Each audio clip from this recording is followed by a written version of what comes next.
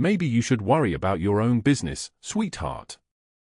That's what Derek Hargrove said 11 minutes before everything changed. He didn't know he was standing 20 feet from a woman who'd spent 18 months in ticket-running combat rescue operations that saved 43 American lives. He didn't know the tremor in her left hand came from holding a field compress against a teammate's carotid artery while Round stitched the Humvee frame around them. He didn't know anything at all. Ashley Cooper pushed her grocery cart through the Savannah Piggly Wiggly at 11:04 p.m., still wearing her wrinkled scrubs from the double shift at Oak Creek Memorial. 14 hours. 2 medical emergencies. 1 patient with a perforated bowel who'd nearly bled out on her watch before the surgeon arrived. Her feet ached in a way that suggested her left arch had finally given up. The hospital's fluorescent lights had left white spots in her vision that the grocery store's warmer bulbs couldn't quite erase. She'd been moving through the frozen dinner section when her eyes caught the exits, a habit from another life, a reflex that never actually went away no matter how hard you tried to bury it. 2 exits. 1 employee entrance blocked by stock carts. The produce section was 47 feet from the main doors. That path was clear. Her hand tightened on the cart handle. The cereal aisle was next. Then pasta sauce. The same route every Thursday night. The same items. Frozen lasagna.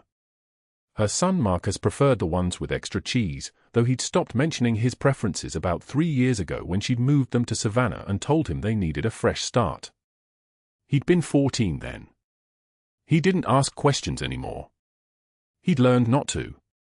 The tremor moved through her left hand as she reached for the tomato sauce, just a flutter, barely visible. She gripped the cart harder, waiting for it to pass.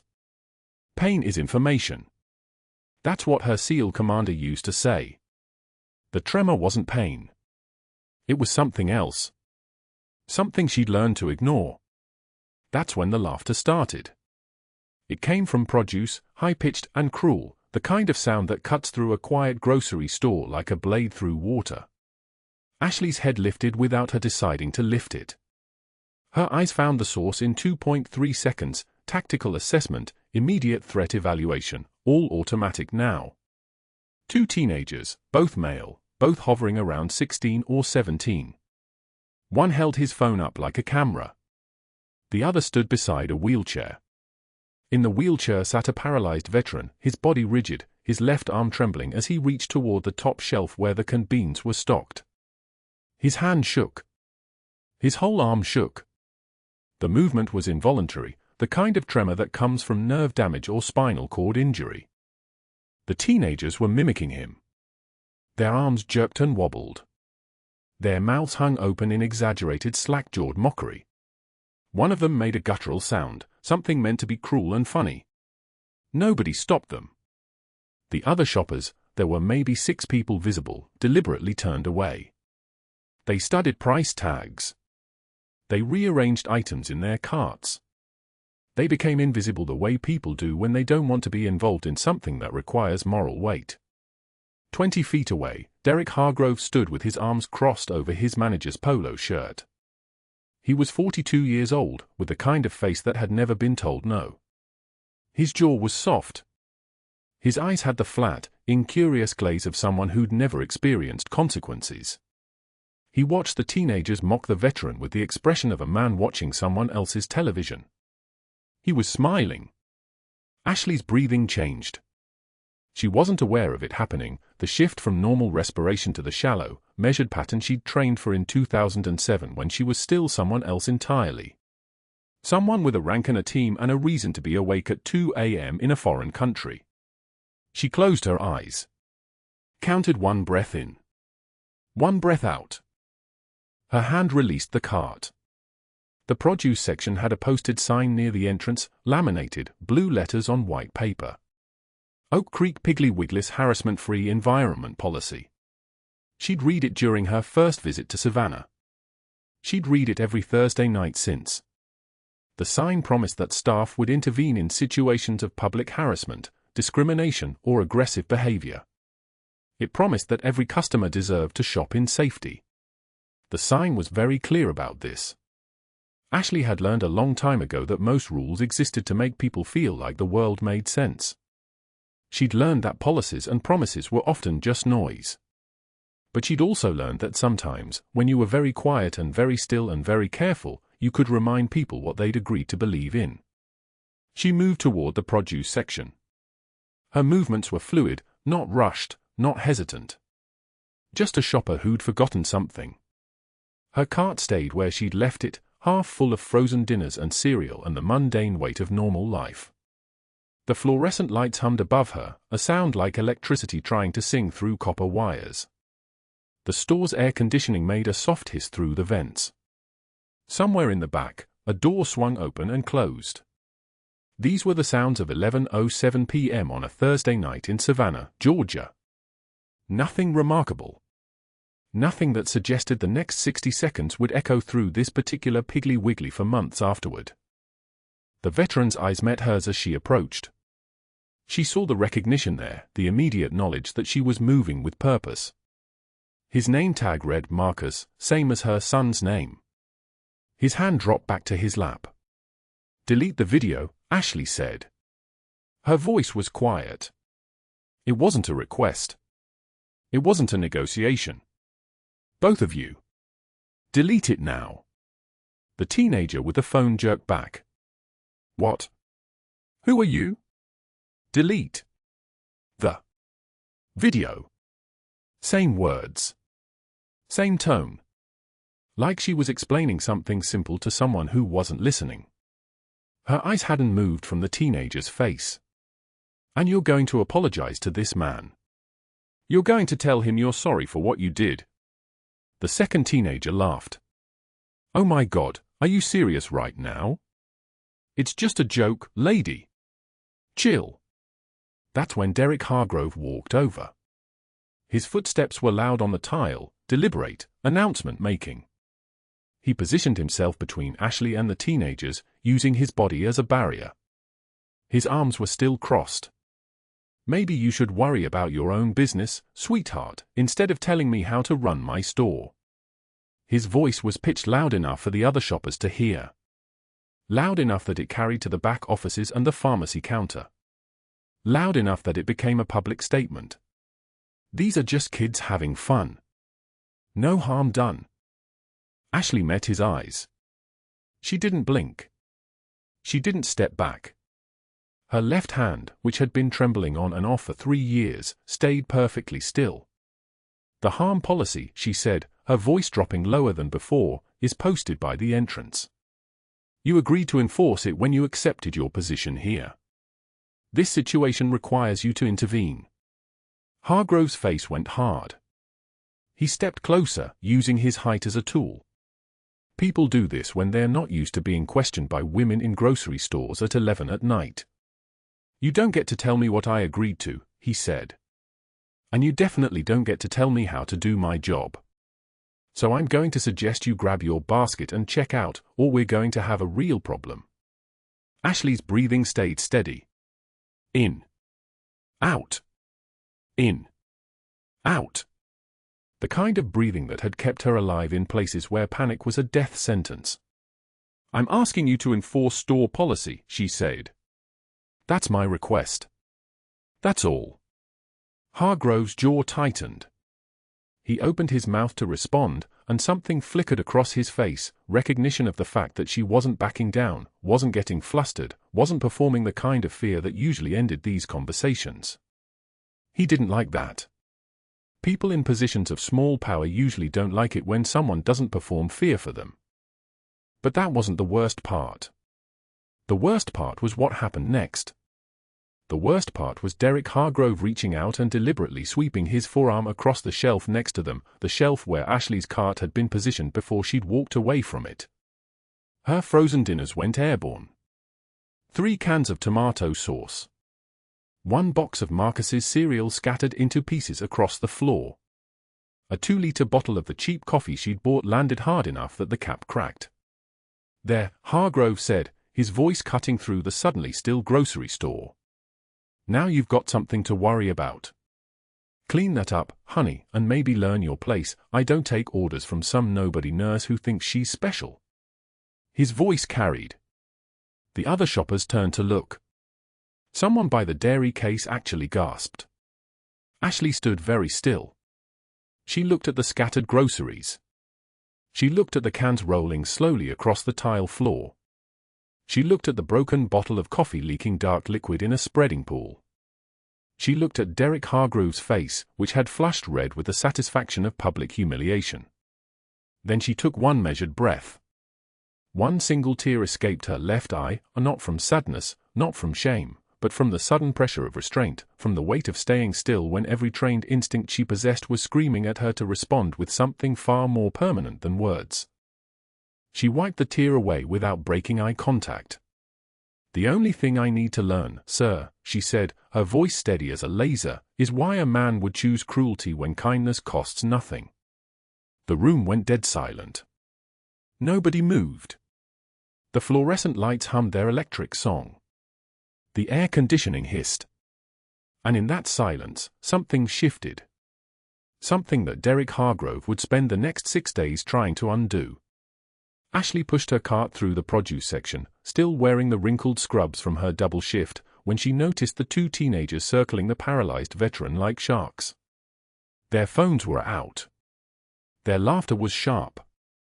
The man in the wheelchair, his hands trembling as he reached toward the top shelf, became their target, and they weren't even trying to hide it anymore. She watched Derek Hargrove, the store manager, leaning against a display of canned beans with his arms crossed, that familiar smirk playing at the corners of his mouth. He wasn't stopping them. He was enjoying it. The older teenager mimicked the veteran's trembling hand, exaggerating the shake, turning it into a grotesque pantomime while his friend recorded. "Dude, look at this," the kid laughed, his voice carrying across the quiet store. "Look how bad it shakes.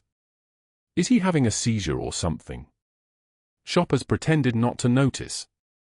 The fluorescent lights buzzed overhead like cicadas trapped in glass, indifferent to what was happening below. Ashley moved toward Hargrove with measured steps. No anger in her face. No judgment. Just a simple request, the kind a person makes when they still believe decency lives in others. "Sir, could you please ask those teens to stop?" Her voice carried the gentleness of someone who'd spent 12 years holding broken people together. "Your store policy prohibits harassment. It's posted right by the entrance." Hargrove's eyes traveled slowly up her body, lingering just long enough to make the assessment obvious. Then that smirk widened, becoming something uglier. "Maybe you should worry about your own business, sweetheart, instead of telling me how to run my store." He said it loudly enough that a dozen shoppers stopped mid-aisle, their hands pausing on shelves. "I don't need some nobody nurse telling me." He turned to face her fully now, his chest expanding like a predator making itself large. "How to manage my customers." Ashley kept her voice level, professional, the voice of someone trained to deliver bad news without flinching. "The policy is posted by the entrance. I'm just asking." That's when Hargrove stepped forward and swung his arm across her cart. The deliberate sweep of it. The casual cruelty. Cans scattered across the tile floor with metallic crashes that echoed through the entire store like shots fired. Beans. Soup. Vegetables in glass jars that rolled in different directions, some cracking on impact. The sound hung in the air, sharp, final, impossible to ignore. "Pick those up, honey," Hargrove announced, his voice loud enough for everyone in the produce section to hear. Everyone in the frozen foods aisle. Everyone waiting in the checkout line. "And maybe learn your place. I don't take orders from some nobody nurse who thinks she's special." His face had flashed red with the satisfaction of it, the public humiliation, the audience, the absolute certainty that she was powerless to do anything but obey. The teenagers laughed harder, now recording Ashley too. She was the target now. She was the entertainment. Ashley knelt slowly, gathering scattered items with steady hands. Her movements were precise, controlled, muscle memory from years of operating under pressure, though Hargrove would never know that. Cans clinked against her palms as she collected them. She felt the eyes on her. She felt the weight of the moment, heavy as a body bag. One tear escaped. Just one. Not from sadness. Not from shame. From the exhaustion of choosing restraint when rage was so much easier. She wiped it away without breaking eye contact with Hargrove, her gaze locked onto his, steady as a sniper's through a scope. The message in that eye contact was clear: I'm not broken by this. I'm disgusted by you. The only thing I need to learn, sir, is why a man would choose cruelty when kindness costs nothing. The words landed like a blade sliding between ribs. The store went still. Not silent, Hargrove was still breathing, the teenagers still existed, the fluorescent light still hummed, but still. The kind of stillness that comes when everyone realizes they've just witnessed something they didn't expect. Hargrove's jaw tightened. His hands clenched into fists. He wasn't used to being answered back. He wasn't used to being seen clearly. For the next 10 minutes, Hargrove followed her through the store like a hunting dog with a grudge. Every aisle. Every shelf. When she paused near the dairy section, he materialized beside her with a comment pitched loud enough for the surrounding shoppers to hear: bet you quit shopping here within a week. Some people just can't handle real authority. Some people break too easy. His voice had the quality of a man trying to convince himself as much as anyone else. His power was being questioned, and that terrified him in ways he didn't yet understand. Ashley selected milk. Said nothing. Moved forward. When she approached the teenagers near the deli counter, her body language changed, protective but non-threatening, like a sheepdog positioning itself between a predator and the flock. I'm asking you to delete that video, she said quietly, addressing them directly. And I'm asking you to apologize to that man. That's what decent people do. The taller teenager opened his mouth, but Hargrove materialized like a summoned demon, phone already in hand, his finger moving across the screen with purpose. That's harassment of my customers, he announced, his voice sharp and bright with vindication. I'm calling the police. He lifted the phone to his ear, his eyes locked on Ashley's with something that looked like hunger. Ashley stood between the veteran and the teens, unmoving. I'm asking them to do the right thing. That's not harassment. That's integrity. The words made Hargrove's face go purple. He grabbed a shopping list clipboard from the deli counter and threw it to the floor near her feet, a deliberate, contemptuous gesture. Pick that up, sweetheart. Or are you too good for that too? His laughter was brittle, desperate, the sound of a man whose authority was slipping through his fingers like water. Ashley took one measured breath. Held it. Released it slowly. Then she knelt, picked up the clipboard, and handed it back to him without speaking. Her silence was more damaging than any words could have been. Her composure in the face of his escalating rage made him look smaller, meaner, more pathetic than any insult ever could. She returned to the veteran, now kneeling beside his wheelchair. We're going to be okay, she told him quietly, her hand gentle on his armrest. I'm a nurse. I've handled worse than this. And she had. So much worse. She'd held the hands of soldiers as their bodies shut down from wounds that defied description. She'd made impossible choices in conditions that would break ordinary people. She'd watched friends bleed out in the dust of Tikrit while keeping her own hand steady enough to save the ones who could still be saved. This man in a wheelchair, his fear, his humiliation, she understood it at a cellular level. But what she didn't know was that her moment of compassion, that small act of standing between him and his tormentors, would trigger events that would unravel everything she'd built in Savannah. That Derek Hargrove's phone call to the police was already in progress. That his brother-in-law on the city council was receiving a call even now. That the next 90 seconds would change the trajectory of her life. The paramedics arrived 11 minutes later, not for the harassment complaint, but for something far more critical. As Hargrove spoke into his phone, describing Ashley as an aggressive customer harassing minors, the veteran's breathing changed. His lungs suddenly filled with something they shouldn't, a collapsed lung, tension building in his chest cavity with each shallow breath. His lips began turning blue. His eyes started rolling back. Hargrove had no idea what he was about to witness. No idea that his attempt to humiliate this woman was seconds away from introducing him to exactly who she was. The breathing became rapid, panicked. The chest rose unevenly. Hargrove's mouth kept moving, but nobody was listening anymore. They were all watching the man in the wheelchair die in real time, and the woman in scrubs rising to her feet with the kind of calm that only comes from having already survived hell and lived to tell about it. The produce section smelled like wet cardboard and overripe fruit. Ashley's hands were steady as she stepped between the teenagers and the man in the wheelchair, her voice low enough that only they could hear. "Delete the video. Right now. Then you apologize to him." The two girls exchanged a glance, the kind teenagers exchange when they think an adult is stupid. One of them laughed. The other kept filming. Ashley didn't repeat herself. She simply held their gaze, and something in her eyes made them understand this wasn't a request. The taller girl's thumb moved across her phone screen. The video was gone. "I'm sorry," the smaller one mumbled, her voice tight with resentment. Ashley nodded once. That was enough.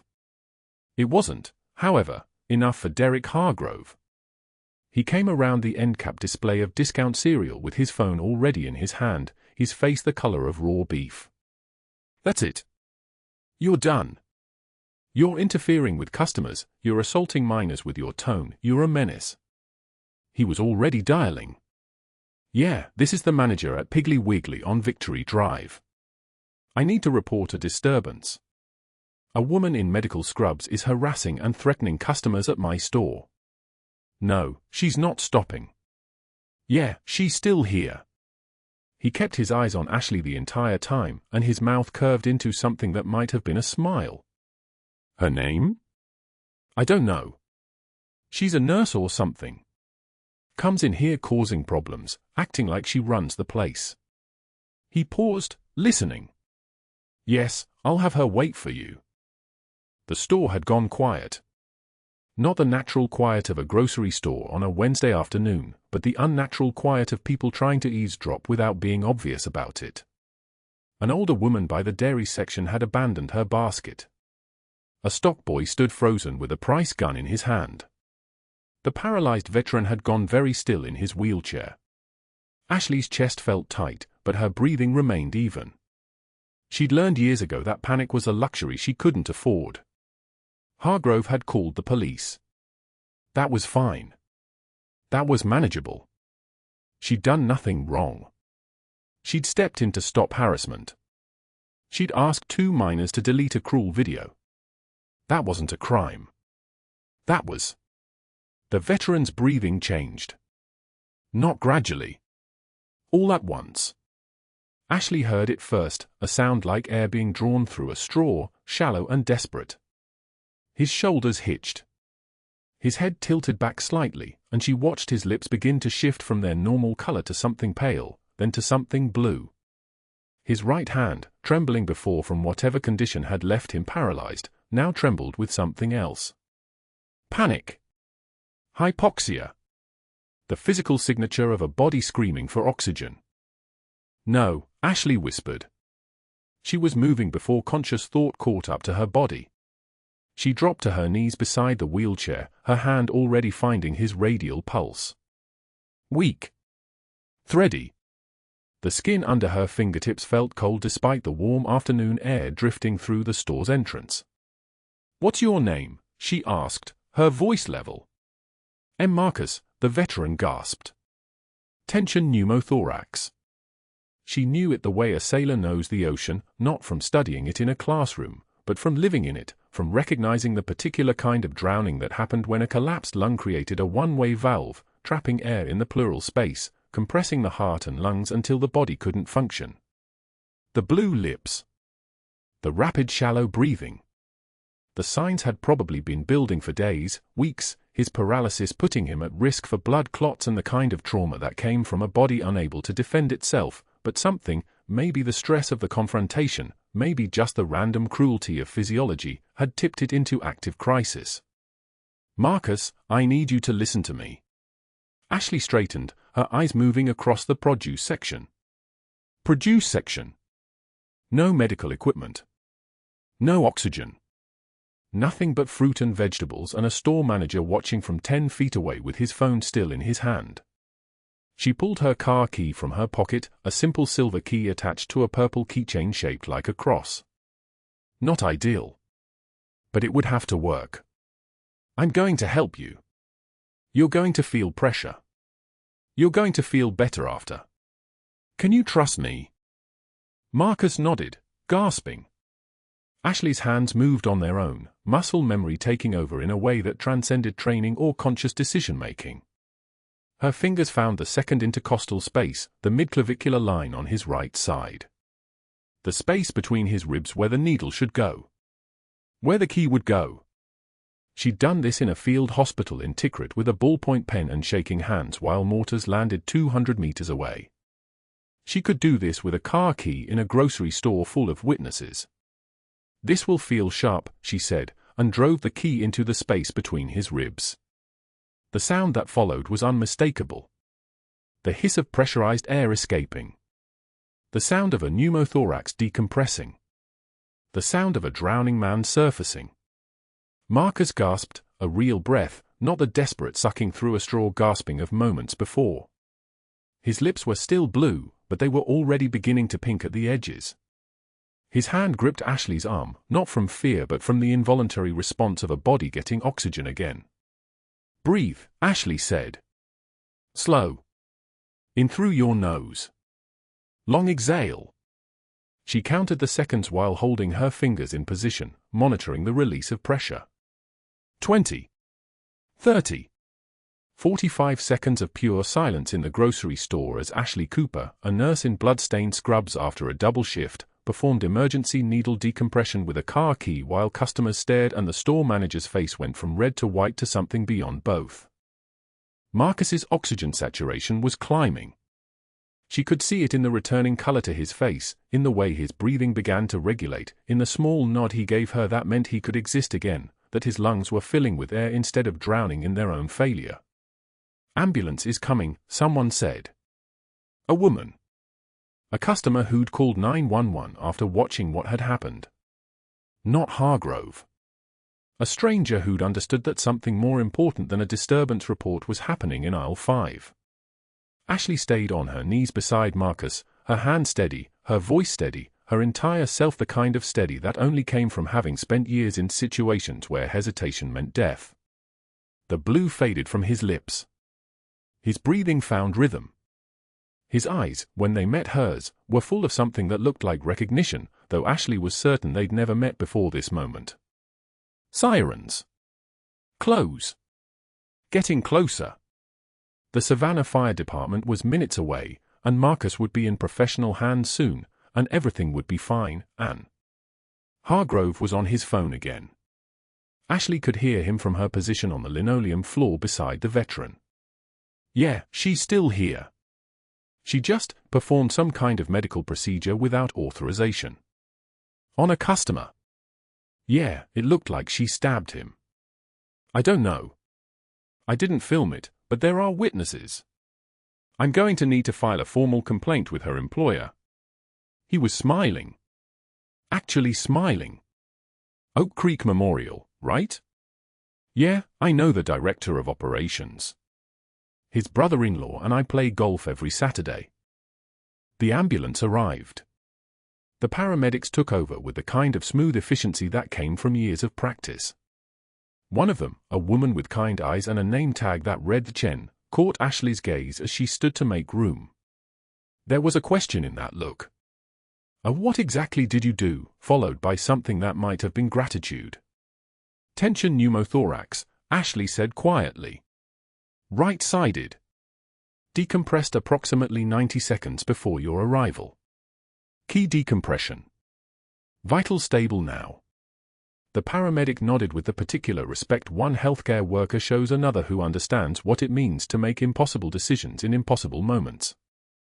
Good work, she said, and meant it. But that wasn't the worst part. The worst part came at 3:36 p.m. when Ashley's phone rang in the parking lot. Oak Creek Memorial. The voice on the other end was her supervisor, Linda Martinez, and Linda sounded like someone delivering a death sentence. Ashley, I need you to come in tomorrow morning. We have a situation. A patient complaint. From a store manager. He says you performed an authorized medical intervention outside your scope of practice at a grocery store. He's filed trespassing charges. He's also contacted our hospital administrator. And apparently the director of operations already knew him. They're all waiting for you tomorrow at 8 a.m.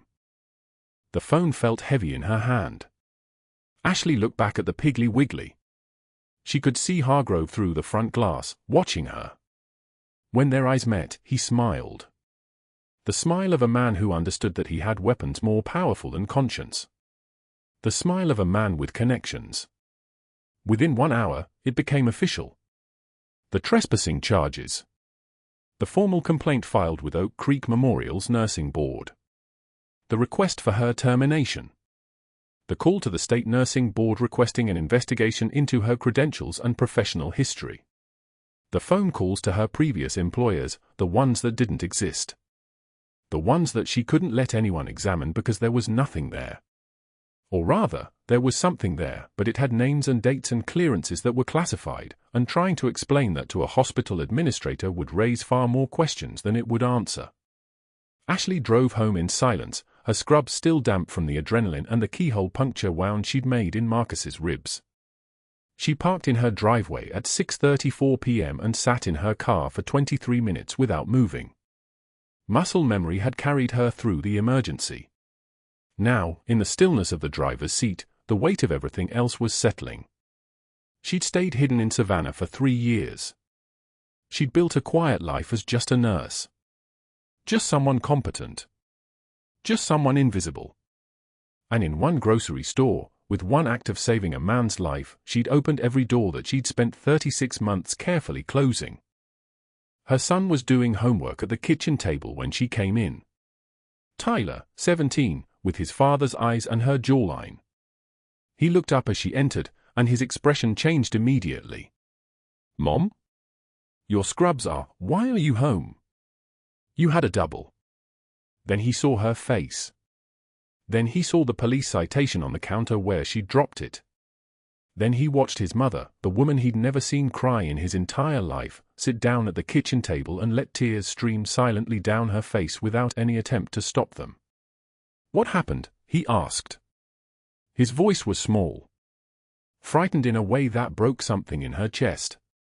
"Mom, what happened?" She wiped her face, but the tears kept coming. This wasn't the composure of a military operator. This was the collapse of someone who'd been holding everything together so carefully that a single crack had become an avalanche. "Just a hard day, baby. I'm sorry. Just a hard day at work." He saw the citation. He saw her tears. He'd never seen her cry, not once, not when his father died, not when she moved them across the country to start over, not when she worked triple shifts to keep them afloat. He didn't understand, and she couldn't explain. She couldn't tell him that she'd just saved a man's life and destroyed her own cover in the process. She couldn't tell him that the carefully constructed world of just a nurse was collapsing, and that people were starting to dig into her past in ways that might uncover things she'd promised herself, and promised his father before he died, he would never have to know. "I'm okay," she said, wiping her face. "I'm okay, honey." But she wasn't. And by tomorrow morning, she was going to have to walk into her hospital's HR office and explain her career in a way that wouldn't make them ask the questions that would destroy everything. 2 days later, the summons arrived on cream-colored paper with the Piggly Wiggly corporate seal. Ashley read it while sitting in her car in the Oak Creek Memorial parking lot, her hand steady even though the words seemed designed to make them shake. The regional store owner wanted to meet. At the store. With Derek Hargrove present. They'd framed it as an opportunity for permanent resolution, which was corporate language for either capitulation or annihilation. She knew which one Hargrove was counting on. The drive back to the Savannah Piggly Wiggly took 17 minutes. Ashley spent the ride gripping the steering wheel and breathing like she was preparing for surgery. Her son had called twice. She'd let both calls go to voicemail. Explaining where she was going, why she was going there, what might happen, none of it could be done in a car with 16 minutes to think. The store hadn't changed. Same fluorescent lights humming their mechanical song. Same produce section where the veteran had stood trying to reach items just slightly beyond his grasp. The memory of those teenagers' laughter, that phone recording, Hargrove's smirk, it all lived in the geometry of this place now. She pushed through the doors and felt the cold air conditioning hit her like a slap, carrying with it the smell of industrial disinfectant and rotting bananas someone had left behind the bins. A security guard met her at the entrance. Conference room. Second floor office. They're waiting. He wouldn't meet her eyes. Nobody wanted to look at the woman who'd been accused of practicing medicine without a license, who'd filed a complaint so damaging that her own hospital had suspended her patient care privileges pending investigation. The stairs felt longer than they should have. Ashley's boots, standard black leather, nothing special, nothing that declared what she'd once been, clicked against linoleum in a rhythm that felt like a countdown. 1, 2, 3, 4. She'd walk toward gunfire with that same cadence. She could walk toward Derek Hargrove. The conference room door was oak with a frosted glass panel. Through it, she could make out 3 silhouettes. One was unmistakably Hargrove, broad-shouldered, sitting back in his chair like he already owned whatever was about to happen. The other 2 were smaller. One wore glasses that caught the overhead light. The third was scrolling through a tablet. Ashley opened the door without knocking. "Ms. Cooper. Thank you for coming." The man with glasses stood. Expensive suit, the kind that screamed regional management. 60, maybe 65, with the careful grooming of someone who'd never had to choose between professional appearance and basic survival. "I'm Martin Caldwell, Regional Operations Director. This is our legal counsel, Patricia Voss." The woman with the tablet nodded. She had the face of someone who delivered bad news so many times it no longer registered as an event worth emoting over. Hargrove remained seated. His smile was the smile of a man who'd already won the game and was just waiting for the other player to accept it. "Derek has brought some serious concerns to our attention," Caldwell continued, gesturing to the empty chair across from him. "Not an invitation. An assignment. I'd like to hear your account of what happened 3 days ago." Ashley Saturday. The chair had wheels that squeaked slightly when she adjusted it. She kept her voice level, the way she'd learned to do when adrenaline was screaming and every instinct was demanding reaction. "I witnessed 2 individuals verbally and visually harassing a customer. I asked the manager to enforce the store's stated harassment policy. He declined. When I asked the customers to delete their recording, the manager called the police. And then?" Voss didn't look up from her tablet. "A customer experienced acute respiratory distress. I provided emergency intervention." Hargrove leaned forward. His hands were folded on the table, and his knuckles were white. "That's not how he tells it." He looked at Caldwell, not at Ashley. "She assaulted 2 teenagers, demanded they destroy private property, and then she performed unauthorized medical procedures on a customer. I have 3 witness statements. I have her on store security footage. And I have a police report." The confidence in his voice was like a blade. Ashley had heard it before, in briefing rooms and interrogation scenarios, in the voices of men who believed the institution backing them was absolute. Hargrove had filed charges. He'd contacted Oak Creek Memorial's administration. He'd orchestrated a narrative where Ashley Cooper wasn't a nurse trying to prevent harassment, she was a liability, a rogue actor, someone who'd overstepped so dramatically that the only safe option was containment. "You also have a hospital report," Ashley said quietly, "that shows I'm trained in emergency medicine and that my intervention saved that customer's life." Hargrove's jaw clenched. "You're not trained to practice medicine outside of a hospital setting. You're a floor nurse. You don't have. I have certification in advanced cardiac life support, pediatric advanced life support, and trauma nurse core curriculum." Ashley's voice didn't rise. It dropped instead, the way it had when she'd stood in front of her son's 5th grade class to talk about respecting authority, deep, steady, carrying a weight that made people listen.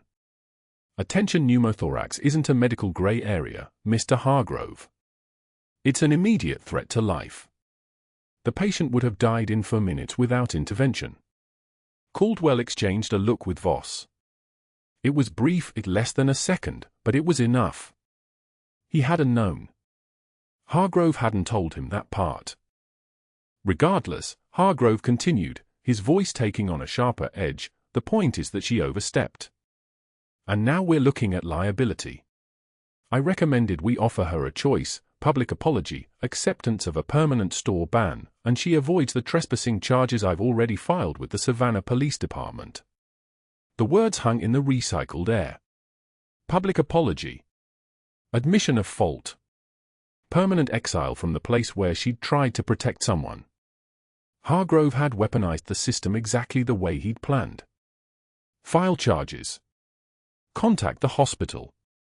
Box her in until she had no choice but to surrender and admit she'd been wrong. Ashley opened her mouth to respond. But before she could speak, something shifted in the hallway outside. Footsteps. Not hurried, not panicked, but purposeful in a way that made the air in the room change pressure. Heavy boots on tile. Multiple sets. A door opening downstairs.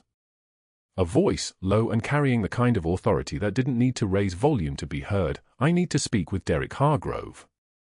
Now. Hargrove's face went pale. What is? The security guard appeared in the doorway.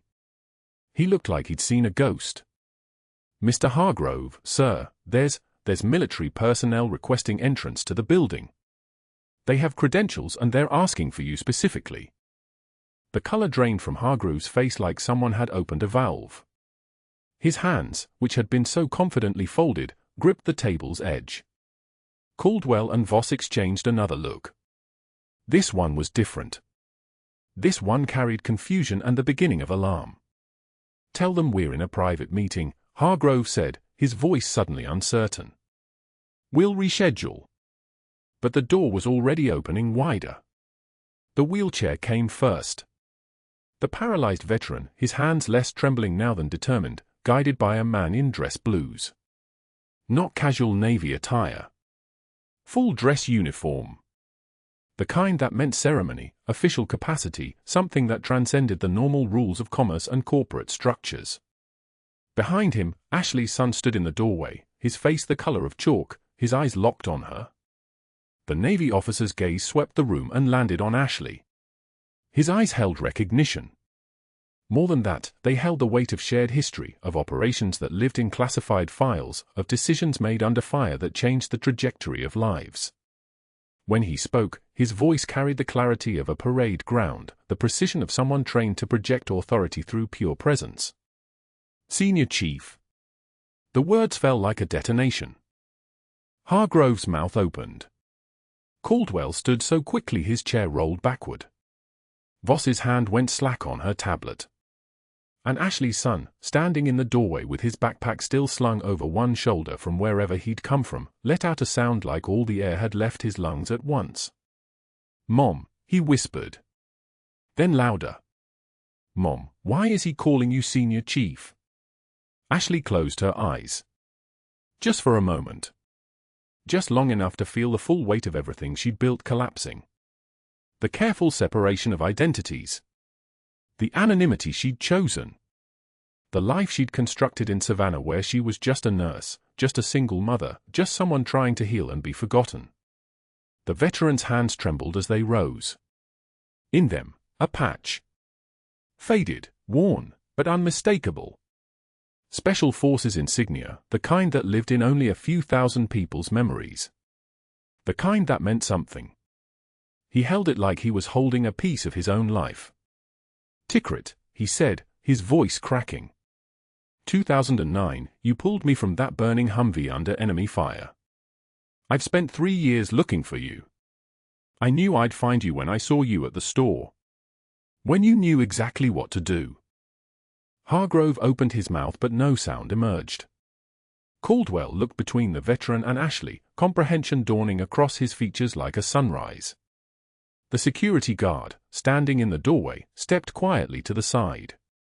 He wasn't going to stop whatever was about to happen. Some things transcended store policy. Ashley remained seated. Her composure didn't crack. But her son could see her hands trembling on the table, the first time anyone had seen her let the control slip. The first sign that the woman he thought he knew and the person standing in this room were not, in fact, the same person at all. The boots echoed on tile. 1, 2, 3, 4. Measured steps, not hurried, not uncertain. Military gait. A SEAL team leader entered the store owner's office in full dress uniform, ribbons covering his chest like medals of war itself, each one a decision made under fire. Behind him came Marcus Webb in his wheelchair, flanked by 2 additional Special Forces veterans whose presence alone seemed to compress the air in the room. Their eyes were the color of men who'd seen things that changed the shape of the world. Ashley's hands remained flat on the table. Steady. But her son, standing frozen in the doorway, gasped. The sound was small, but it carried everything he didn't understand yet. Marcus Webb's hands trembled as he wheeled himself forward. Not from weakness. From recognition.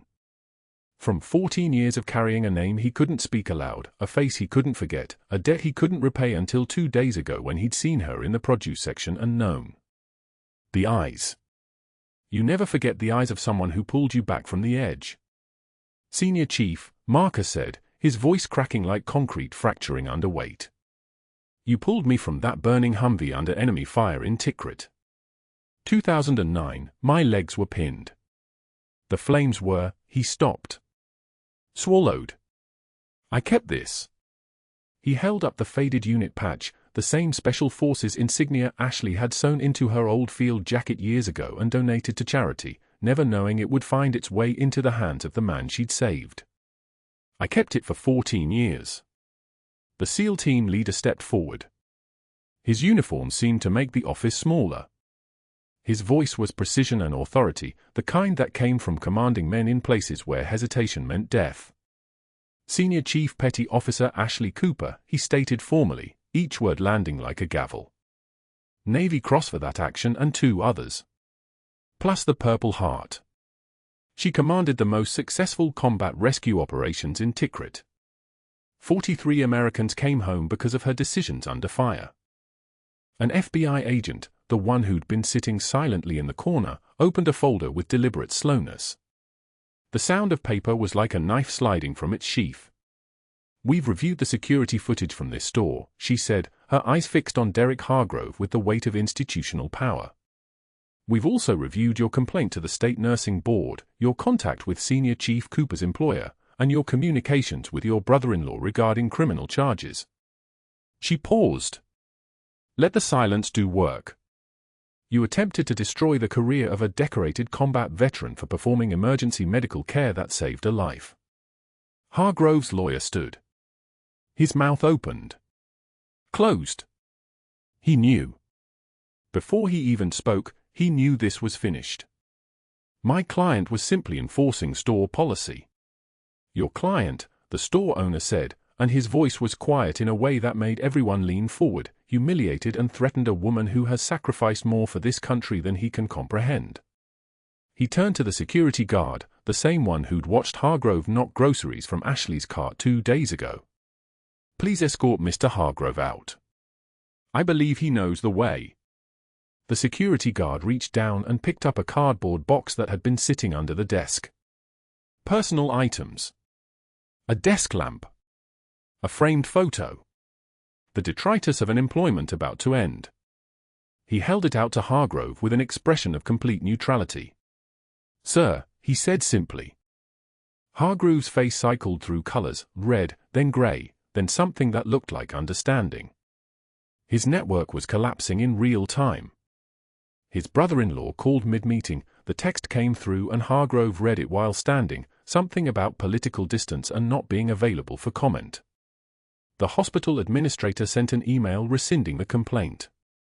The nursing board closed its inquiry within the hour. Ashley's son approached her slowly. His face was a mixture of awe and confusion and hurt, the hurt of a child realizing that the person he'd known for 16 years was also someone entirely different. Someone he'd never met. Why didn't you tell me? He whispered. Ashley turned to look at him. Really look at him. And for the first time in the office, her voice changed. The composure remained, the military bearing, the steady breath, but underneath it, something softer emerged. "Because I needed to be someone's mother first," she said. "Not someone's war story." The SEAL leader nodded slowly. Marcus Webb wiped his eyes with the back of his trembling hand. The faded unit patch lay on the conference table between them all, bridge and proof and the impossible made visible. Outside, Savannah's afternoon heat pressed against the windows. The parking lot shimmered. Somewhere in the distance, a car alarm wailed, then stopped. The store continued its ordinary transactions. Customers moved through produce sections. Cashiers rang registers. The world spun on, indifferent to the seismic shift that had just occurred in a small office on the second floor. But inside that room, everything had changed. The woman who'd been invisible had become unforgettable. The man who'd thought he held power discovered he'd been holding nothing at all. And a teenage boy stood at the threshold between the life he thought he had and the truth of who his mother really was, not just a nurse who worked double shifts and came home exhausted, but a senior chief petty officer who'd commanded rescue operations that saved 43 American lives and earned the Navy Cross in the fire of combat. The next 6 months would demand conversation, therapy, understanding. They would demand that Ashley step into the light she'd spent 16 years avoiding. They would demand that her son rebuild his image of her piece by piece, scar by scar, story by story. But first, Marcus Webb reached across the table and took Ashley's hand. His grip was firm despite the tremor. "Thank you," he said, "for coming back for me." Ashley didn't flinch. She never did. She squeezed his hand once, firmly, in the way that soldiers understand, the way that says, "I was there, you were there, and we both survived." This is what we do. We show up. We don't walk away. We carry each other through the fire, and sometimes, if we're lucky, we get to say thank you. Thank you for watching. If you believe in the power of hidden strength, the quiet heroes among us who sacrifice everything and ask for nothing in return, please like this video and subscribe for more stories of uncommon courage. Comment below, have you ever been underestimated by someone who had no idea what you'd overcome? Share your story. We're listening.